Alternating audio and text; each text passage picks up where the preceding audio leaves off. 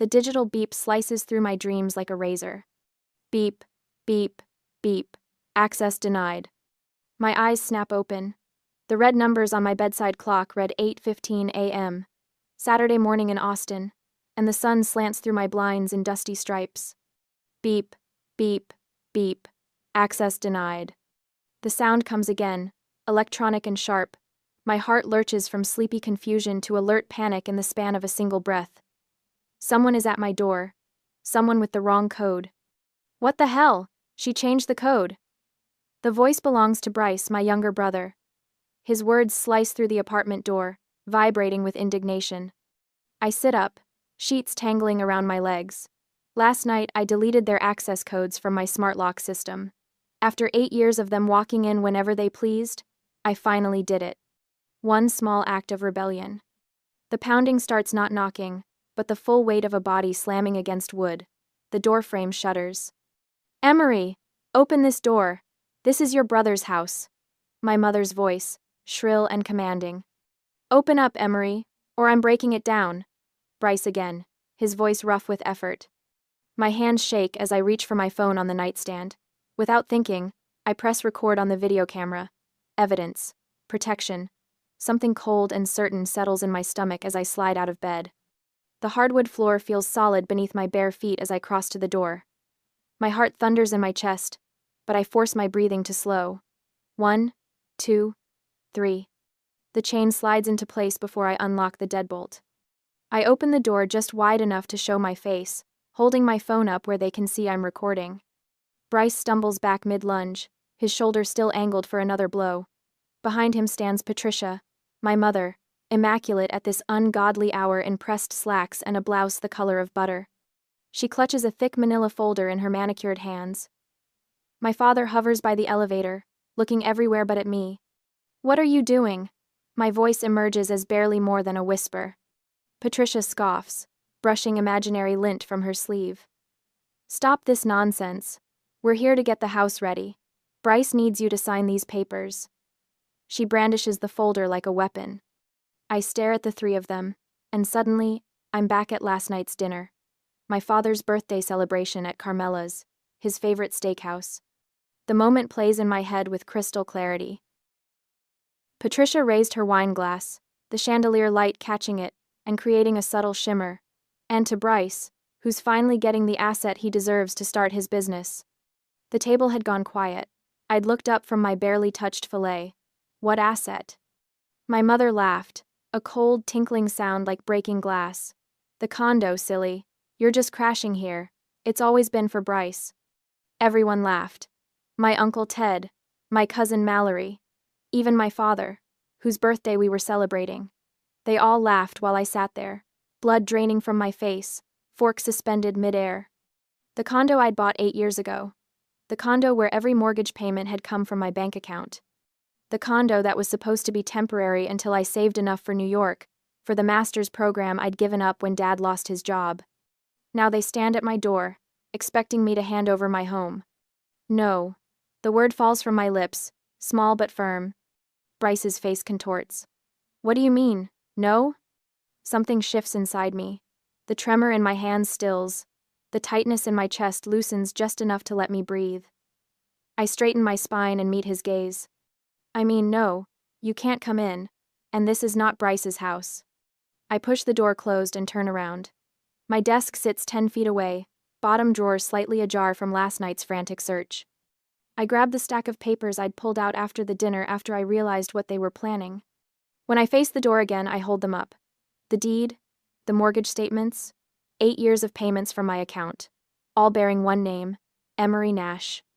This, I say, my voice shaking but clear, is my house. The shock on their faces would be comical if it weren't so terrible. My mother's perfectly lined lips part in outrage. Bryce's face flushes crimson. My father finally looks at me, his expression unreadable. For one suspended moment, we all stand frozen in tableau. Then I slam the door shut. The deadbolt slides home with a satisfying click, followed by the electronic lock's beep and announcement that I am safe. On the other side, the screaming begins. My mother's voice rises to a pitch I've never heard before. Bryce pounds on the door, each impact shaking the frame. My father's lower tones rumble between them, trying to quiet them down. I lean my back against the door, phone still recording as I slide to the floor. My legs won't hold me anymore. The papers scatter around me like fallen leaves. Outside, my family continues their assault, but in here in my home, I'm finally standing my ground. I slide to the floor, back pressed against the door, legs splayed awkwardly across the hardwood. The screaming continues outside, my mother's voice reaching that particular pitch she saves for when she's not getting her way. My phone still records, capturing the muffled chaos, but my fingers have gone numb. I can't feel them anymore. The first sob catches me by surprise. It punches up from somewhere deep in my stomach, clawing past my throat with such force my whole body jerks forward. Then another follows, and another. Soon I'm gasping, struggling to pull air into lungs that feel too small, too tight. Have you ever had that moment? When someone you trusted since birth, someone whose voice taught you words, whose hands steadied your first steps, reveals they've been plotting against you all along? I curl forward, forehead pressed against my knees, and let 8 years of sacrifice pour out of me. 8 years of mortgage payments. 8 years of staying in Austin instead of pursuing my master's in New York. 8 years of believing I wasn't good enough yet, that I needed to save more, prepare more, be more. All while they planned to take the one thing I'd managed to build. An hour passes before the hall goes quiet. My legs cramp as I push myself up, wiping tear-streaked mascara from my cheeks. Coffee. I need coffee. The mundane act of measuring grounds and pouring water gives my hands something to do besides shake. My phone buzzes on the counter. An email notification. First National Bank. Subject line. Re. Your HELOC application. Appraisal confirmation. The mug slips from my hand, clattering against the countertop but miraculously not breaking. I grab my phone, scanning the message with growing horror. Dear Miss Nash, this email is to confirm your appointment with our appraiser, Mr. Fields, for this coming Monday at 10 a.m. HELOC, home equity line of credit. A loan against my house. A loan I never applied for. My stomach drops through the floor. With clumsy fingers, I navigate to my credit monitoring app, the one I'd signed up for after college when my student loans kicked in. I scroll through recent activity, heart pounding in my ears. There it is, a hard inquiry from First National Bank, dated 1 week ago. The coffee machine beeps, but I don't move. My mind races, piecing things together with sickening clarity. They hadn't just claimed my condo was for Bryce at dinner. They'd already acted on it. They'd used my social security number, my date of birth, my personal information. The manila folder Patricia was clutching, it wasn't an application. It was the final paperwork they needed me to sign. I brace myself against the counter, suddenly dizzy. My mother. The only person who would know my social security number from when she helped me fill out college financial aid forms. Patricia, who still had copies of my birth certificate, just in case. The mastermind behind this whole scheme. And Bryce, the one who stood to gain. The one willing to use his shoulder to break down my door this morning. My tears dry up. The trembling in my hands stops. The crushing weight in my chest transforms into something cold and hard and certain. This wasn't just a family dispute over property. This was identity theft. This was fraud. This was a crime. My phone chimes with a text message. Ethan, my upstairs neighbor. We're not close, just the occasional nod in the elevator or casual chat by the mailboxes. Hey. Heard the commotion. Sounded awful. Just letting you know I'm here if you need a witness or anything. I stare at his message, oddly touched by this small act of normal human decency. How sad that it stands out so starkly against my family's behavior. Thank you, Ethan. I might. Comma. I set down the phone and open my laptop. The bank's website loads, and I click the link for reporting fraud. The customer service number appears on screen, and I punch it into my phone with steady fingers. Fraud department. This is Karen speaking. How may I help you? My name is Emery Nash. My voice sounds strange to my own ears. Flat. Mechanical. Like it belongs to someone else. I've just been notified of a HELOC application I did not make. You have an appraisal scheduled for Monday. I am reporting this as identity theft. Cancel the application. Cancel the appraisal. I'm so sorry to hear that, Miss Nash. Can you verify the last 4 digits of your social security number? I recite the numbers, then my birth date and address when prompted. The woman takes me through security questions. Mother's maiden name, first pet, elementary school. The very information Patricia had used against me. I see the application here, Miss Nash. You're saying you did not authorize this? I did not. And you believe you know who may have applied using your information? I hesitate for just a heartbeat. Yes. May I ask who? My mother, Patricia Nash. The words hang in the air between us. I've done it. I've reported my own mother to a federal bank for identity theft. There is no going back. I understand, Miss Nash. This must be very difficult. Karen's voice softens. I've flagged this application as fraudulent. The appraisal will be canceled immediately. Would you like me to place a freeze on your credit report as well? Yes, please. And will you be filing a police report? We recommend doing so in cases of identity theft, even when family is involved. My chest tightens. A police report would make this real in a way I'm not ready to face. Not yet. I'll consider it. I understand. Just know that the application has been stopped. No one will access your home equity without your consent. I thank her and hang up, sinking onto one of the bar stools at my kitchen counter. The sunlight streams through my blinds, creating long stripes across the floor just like it did this morning when the pounding at my door began. Was it only hours ago? It feels like years. My home remains mine. My family has been stopped for now, but as I stare at my phone, I know with absolute certainty, this is just the beginning. The bank calls on Saturday afternoon. Miss Nash, this is Amanda Heller from First National's Fraud Department. We've processed your report and frozen the HELOC application immediately. I thank her, my voice hollow. The weight of what I've done reporting my own mother for identity theft settles in my chest like concrete. We're required to notify the applicant, she continues.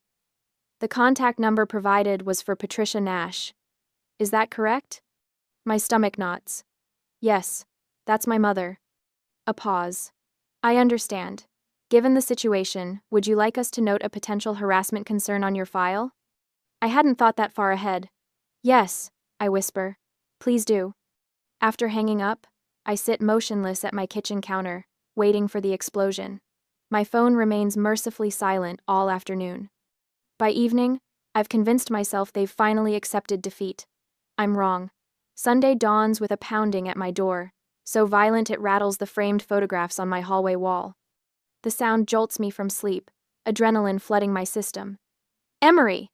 Patricia's voice pierces through the wood. Not the controlled, butter-smooth tone she uses in public, but something sharp-edged and desperate. Emery, open this door right now. I pull on my robe and approach cautiously, keeping the chain latched as I crack the door. Patricia stands alone, her blonde hair perfect despite the early hour. She clutches a leather portfolio to her chest, knuckles white. The appraiser is coming tomorrow morning, she says, words rushing out.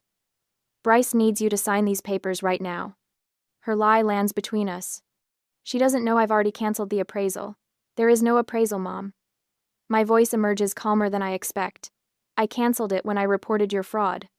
The color drains from her face. For 3 heartbeats, the hallway falls silent enough to hear the hum of the elevator down the corridor. Then her features contort. You did what? The shriek rips from her throat. Do you have any idea what you've done? You've destroyed everything. An elderly couple walking to the elevator quickens their pace, exchanging uncomfortable glances. Mrs. Delgado can hear you, I say quietly, nodding toward my neighbor's door. I don't care who hears me. Patricia slams her palm against the doorframe. This is unbelievable. You're a woman, Emery. You'll get married and move away eventually. Stop being selfish and holding on to something your brother needs to build his career. The words should hurt. They've always hurt before. But something has shifted inside me, like a lock finally clicking into place. You taught me that family only matters when they need something from you. I tell her through the narrow opening. Lesson learned, Mom. Thanks. I close the door as she launches into another tirade.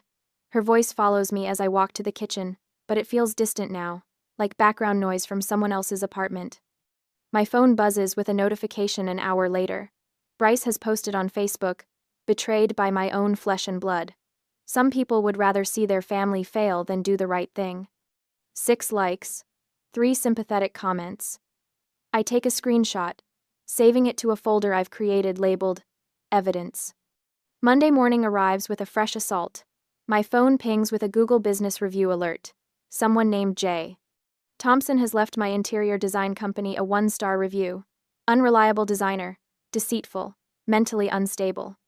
5 minutes later, another appears on Yelp under a different name but with identical wording. I recognize Patricia's favorite phrases immediately. My hand doesn't shake as I take screenshots of both. Instead of panic, a cold clarity fills my chest. They're escalating, moving from emotional manipulation to attacking my livelihood. The phone rings. It's Aunt Marlene, my father's sister. The only person who ever stood up to Patricia at family gatherings. Emery, I just saw Bryce's Facebook post. What on earth is going on? I explain everything. The dinner, the locked door, the fraudulent loan application. My voice remains steady until I mention the fake reviews targeting my business. Those absolute vultures. Marlene hisses. Honey, this isn't a family squabble anymore. This is criminal. I know, I say. Aunt Marlene, I'm sending you an email right now. I just want someone else to have copies of everything. Send it all, she says firmly. Every last bit. Your mother has always been. Well, I won't say it, but using your social security number? That's not a family issue, Emery. That's a felony. After we hang up, I compile the evidence, the mortgage statements, the loan notification, the screenshots of reviews, the video from Saturday morning, and send it all to Marlene. The action feels like building a fortress around myself, brick by digital brick. My phone buzzes with a text from Ethan, my upstairs neighbor. Your mom was back this morning. Just for your information.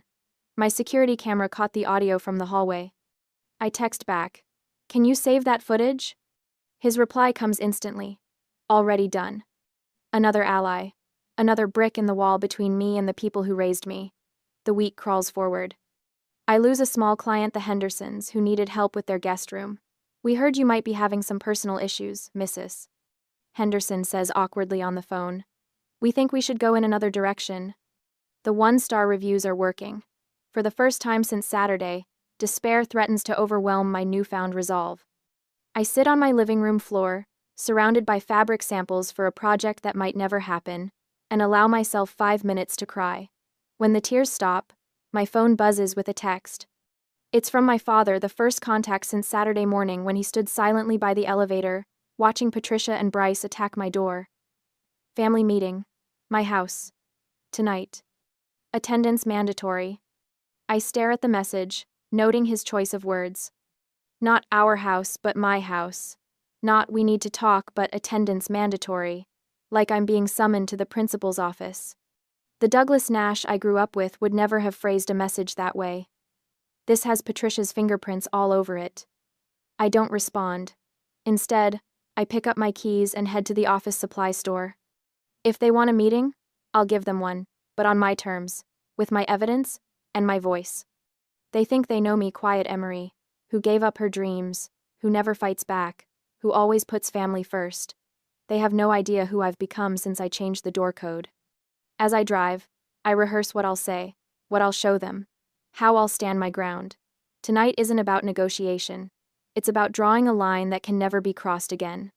For the first time in my life, I'm ready for the fight they've started. The Office Depot sign flickers overhead, bathing me in harsh fluorescent light as I stand before the printing counter. The clerk slides 3 black binders across the laminate surface. You want these spiral-bound or 3-ring? He asks. 3-ring, I answer, my voice steadier than I expected. I need to be able to add pages if necessary. The truth is, I hope I won't need to. The evidence I've assembled should be enough. 8 years of mortgage statements, the property deed with my signature alone, the fraudulent HELOC email, my credit report showing the hard inquiry I never authorized, screenshots of Bryce's Facebook rant and the 1-star reviews destroying my business reputation, all meticulously organized, just like I organize every client project. As I drive to my parents' house, the binders sit on my passenger seat like silent witnesses. Each one weighs exactly 2 pounds, 4 ounces. I know because I weighed them on the postal scale at Office Depot. 2 pounds, 4 ounces of truth. The autumn sun dips low on the horizon as I park in front of the brick colonial where I grew up, The house looks smaller somehow, less imposing than it did when I was a child. My hands grip the steering wheel until my knuckles turn white. I force my fingers to unclench. You're not the same person who sat silent at that dinner table, I whisper to myself. Not anymore. I gather the binders and walk up the familiar cracked concrete path to the front door. Inside, I can see them through the window. Patricia, Douglas, and Bryce, seated around the dining room table, like a tribunal awaiting a defendant. The oak table gleams under the chandelier light, polished to a high shine. My mother always polishes the furniture before ambushes. I don't knock. I still have a key. 8 years of having it, and today might be the last time I use it. They look up in unison as I enter. My father sits at the head of the table, his reading glasses perched on his nose, hands folded before him like a judge. Patricia sits to his right, her posture perfect, butter-yellow cardigan buttoned to her throat despite the warm evening. Bryce slouches to Dad's left, his eyes darting between his phone and my face. You're late, Patricia says. I check my watch. I'm actually 3 minutes early. We expected you to be at least 10 minutes early, she sniffs. That's how a respectful daughter behaves. I say nothing, just close the front door behind me. Douglas clears his throat and removes his glasses. Emery, this has gone too far, he says, his voice weighted with paternal authority. You're embarrassing this family. You canceled the loan. You upset your mother. We are here to fix this. He taps a stack of papers at his elbow. You will sign these papers, and we will forget this whole thing. The old Emery would have wilted under that tone, that stare. The old Emery would have signed anything to make the tension dissolve, to restore what passed for peace in this household. But the old Emery died when she heard her brother trying to break down her door. I walk to the table, my steps measured. No rushing, no apologizing. I place a binder in front of each of them, black, professional, identical except for the names printed on the spines. What is this? Douglas asks, annoyance creeping into his tone. It's my answer, I say. Patricia flips hers open first, manicured fingers spreading the cover wide. Her eyes fall on the HELOC email I'd placed on the first page, the bank's letterhead crisp and damning at the top. Her face flushes red, then drains to chalk white. She snaps the binder shut. You wouldn't dare, she hisses, voice low and dangerous. Bryce opens his more cautiously, like he's afraid it might explode. He turns to the section tabbed with his name and finds printouts of his own Facebook post about family betrayal, followed by the anonymous 1-star reviews that appeared on my business pages hours after. Reviews that use phrases he's fond of, mentally unstable and deceitful, in the exact order he tends to say them. He turns pale, Adam's apple bobbing as he swallows. Only Douglas actually reads. He starts with the property deed, his reading glasses sliding back onto his nose. His finger traces the signatures, only mine. Not his, not Patricia's. He flips to the 8 years of mortgage statements. Each one bears the same memo line in my handwriting, future fund payment. His eyebrows draw together as he turns to the credit report page showing the hard inquiry from First National Bank, dated exactly 1 week before my father's birthday dinner. What is this? He murmurs, more to himself than to me. That's evidence of identity theft. I say, my voice calm despite the thunder of my heartbeat. Someone used my social security number to apply for a home equity line of credit on my property without my knowledge or consent. Douglas looks up sharply. But who would? He stops. His eyes slide to Patricia. Understanding dawns across his face like a sunrise, but there's nothing warm in it. Just cold, clear light, revealing things he hadn't wanted to see. Patricia, he whispers, looking up at my mother with newfound horror. You used her social security number? The room stills. A car passes outside, its headlights sweeping across the living room wall like a searchlight. My mother doesn't apologize. She doesn't explain. Instead, she bursts into tears, not soft, remorseful ones, but sharp, angry sobs that erupt from her throat like accusations. He's your son, she shrieks, pointing at Bryce. We're going to lose everything! The words echo in the silence that follows. My father stares at her, mouth slightly open. Bryce can't meet anyone's eyes. He hunches further in his chair, suddenly fascinated by the grain of the oak table. The united front they presented when I arrived has shattered. I watch as my father's shoulders slump, the weight of realization crushing the righteous anger he'd prepared.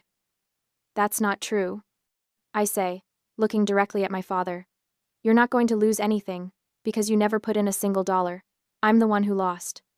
I lost my $20,000 future fund for New York. I lost my spot in the master's program. I lost 8 years of my life believing I wasn't good enough, all while I was paying your bills. Douglas flinches. The truth lands like a physical blow. I'm not here to negotiate, I continue. I'm here to inform you. Bryce shifts in his seat, mouth opening to interrupt. I silence him with a look. I stand taller, drawing strength from the cold clarity that has replaced my fear. The HELOC is dead. The bank has flagged your phone number. Aunt Marlene has a copy of this binder. So does my neighbor Ethan, who has video of you harassing me at my door. If one more one-star review appears, if any of you text me, email me, or come within 100 feet of my home, I'm filing a police report for identity theft and harassment.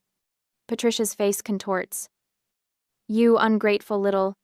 My mother's mascara runs in black rivulets down her cheeks. My brother's knuckles turn white as he grips the edge of the table. My father just looks lost. A man waking up to find the script he'd been reading from was written by someone else. Patricia looks to Douglas, expecting him to take control as he always has, to bring me back in line. But my father just stares at the binder, at the evidence of what they've done. We're done, I say. I don't wait for a response. I turn and walk to the door, my back straight, my steps unhurried. Behind me, I hear my mother's voice, high and desperate. Douglas, tell her she has to. My father says nothing. The door closes behind me with a soft click, far gentler than the slam I'd imagined in all my rehearsals. Outside, the evening air smells of cut grass and distant rain. I breathe it in deeply, filling my lungs, and for the first time in 8 years, the tightness in my chest begins to ease. I leave the binders the proof of their betrayal on the table and drive away from the smoking ruins of their plan. I don't look back. 3 months later, I'm sitting motionless at my desk. The only thing moving is the blinking cursor on the screen. My Google business page, the one I spent 8 years building, now displays a glaring, sickening number. 1.5 stars. A perfect nosedive. From 4.9 stars and 80 positive reviews down to this. I scroll. Unreliable. Unprofessional. Mentally unstable. Cancelled at the last minute. Every comment, whether anonymous or from a fake name, echoes my mother's tone and Bryce's spite. They were carefully crafted, not like amateur complaints, but like a deliberate takedown campaign. I fought them. God, how I fought. I sent Google and Yelp copies of the bank report, the video from my phone, even screenshots of Bryce's texts. I wrote professional explanations. This is part of a personal smear campaign. The only response I got was a soulless, automated email. We have reviewed your complaint and found these reviews do not violate our community policy. My phone rings on the desk, the sound making me jump. I've learned to hate that sound. I glance at it. Martin Lowell. Austin Modern. My heart sinks. This is it. The final blow. Martin is my biggest client. I take a breath, trying to keep my voice steady. This is Emery. Emery? Hi. Martin Lowell. His voice is too kind. That's always a bad sign. Listen, I'll be direct. We're going to have to pause the design contract for the South Congress project. I close my eyes. I understand, I say, the words feeling like ash. He sighs. It's not me, Emery. Your work is excellent. But the board. They saw the reviews. They see words like unstable, and they think lawsuit. Our investors are nervous. I understand. I repeat. What else can I say? That my mother did it. It sounds crazier than the reviews. I'm really sorry, Emery. Thanks for calling me, Martin. I hang up. The condo is silent. That's the third contract canceled this month. The one that was keeping my lights on. My mind drifts across town. I know what I'd find if I drove past the storefront Bryce had leased. A big, red, for lease sign hanging in the window. The grand opening banner he'd boasted about never having made it past the planning stage. His company, the one entirely dependent on that fraudulent loan, had collapsed before it even began. I'd called the bank. I'd canceled the appraisal. I'd reported the identity theft. I had won. But it's a small, hollow comfort, considering my career might soon follow his. I close my laptop. I walk to the window, looking out at the glittering Austin skyline. 8 years. I gave up New York for this view. I fought my own family to keep it. And now I have it, but I'm losing the career that pays for it. Sometimes winning feels an awful lot like losing. A hot tear of anger, not sadness, but pure, raw injustice slides down my cheek. I wipe it away, not gently, but angrily. No. I say the word out loud in the empty room. No, she doesn't win. He doesn't win. I look at my hands, the hands that sketched hundreds of designs, the hands that chose every fabric, every piece of stone. They're still here. They're still capable. I built this business from scratch, with nothing but talent, $20,000, and blind determination. I've lost my reputation, but the talent is still here. I can rebuild it. One client at a time, if I have to. I walk back to my desk and open my laptop again. I ignore the Google business page. I open my design software. I open the project file I'd been working on tirelessly for weeks, my submission for the city's Young Entrepreneur Program. The reviews could hurt me, but they couldn't stop my work. At least this time, I'm standing on ground that's truly mine. 5 months since I firmly claimed this house as my own. Sunshine streams through freshly washed windows, painting golden rectangles across my living room floor. The space breathes differently now. Potted herbs line the kitchen windowsill. Basil, mint, and rosemary, releasing their fragrance when my fingers brush against them. The snake plant beside my drafting table has sprouted 3 new shoots since January. Green things growing, small promises kept. My phone pings. An email from the City of Austin's Young Entrepreneur Program, the one I applied for in February when business was still a skeletal version of itself. Congratulations, Miss Nash. We are pleased to inform you that your application has been accepted. I read it twice, then a third time, just to make sure the words don't rearrange themselves. My hands tremble slightly as I scroll down to find another paragraph inviting me to speak at their spring conference, a SXSW Small Business Track panel. The road back wasn't quick or easy. After the 3-month smear campaign, I lost nearly half my clients. Each morning I'd wake up to check my business page, 1.5 stars glaring back at me like an accusation. But I refused to lie down and die. My business is under a personal smear campaign. I told every potential client who contacted me, laying the truth bare like tiles on a floor. Please judge me on my work. Some walked away. The ones who stayed, they saw my portfolio and decided it spoke louder than anonymous internet vitriol. I grab my coffee and step onto my small balcony. The April air carries the scent of someone's barbecue and freshly cut grass. A cardinal lands on the railing, considers me with a sideways glance, then flits away toward the oak trees lining the property. The elevator dings down the hall. I turn and catch Ethan retrieving his mail from the cluster of boxes near the lobby entrance. He glances up, notices me, and pauses. Unlike 6 months ago, there's no nervous hesitation, no pity in his eyes. "Saw, you're speaking at the SXSW Small Business Track," he says, folding a magazine under his arm. "That's big time. Congrats, Emery." No lemon tarts as peace offerings. No awkward attempts at rescue. Just simple acknowledgement between neighbors. "Thanks," I say, meaning it. Later that week, I stand at the edge of the conference stage, waiting for my introduction. My heart hammers against my ribs, but it's the clean fear of anticipation, not the dirty panic of those Saturday mornings when pounding at my door sent me into spirals of dread. The moderator's voice rings out. "Please welcome Austin-based interior designer and entrepreneur, Emery Nash." I step into the spotlight, my burgundy blazer a splash of color against the stage backdrop. The microphone feels solid in my hand as I begin to speak. The woman at this podium bears little resemblance to the silent girl who once sat at birthday dinners, forks suspended, while everyone laughed at her expense. When I finish, the applause washes over me, warm and validating. I step down from the platform, scrolling through my notes when I spot them.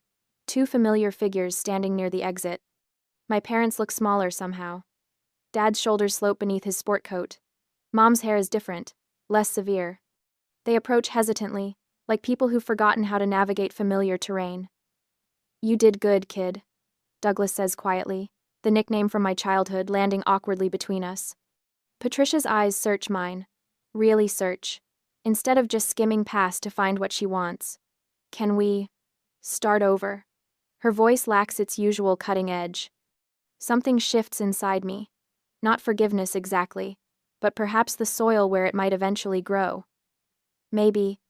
I tell them, my voice steady, when starting over isn't just about you losing control of me.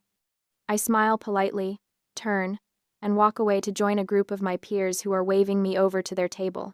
Behind me, my parents stand alone. Freedom isn't when they stop pulling you down. It's when you stop letting them.